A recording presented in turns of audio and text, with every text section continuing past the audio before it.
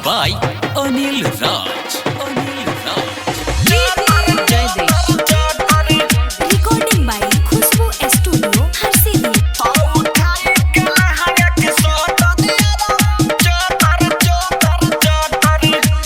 हमारा के पोल्हावेला सखी खियाइए के बहटहर हे सखी हमारा के पोल्हावेला सखी खियाइए के बहटहर हमारा के पोल्हावेला सखी खियाइए के बहटहर उठाई के हाँ उठाई के तो उठाई के लहंगा के सोटर यारवा मारे चटर चटर तो उठाई के लहंगा के सोटर यारवा मारे चटर चटर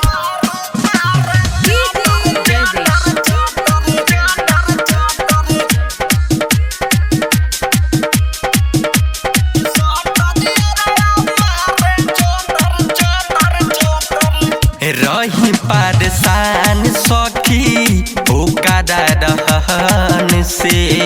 हो खेला गजबे फील ढोड़ के चुमन से चुमन से रही परेशान सखी ओकरा रहन से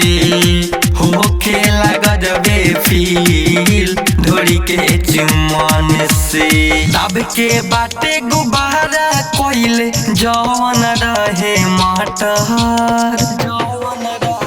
तब के बाटे गुब्बारा कोइले जवन रहे मटर उठाई के हाँ उठाई के तो उठाई के लहंगा के सोटर यारवा मारे चटर चटर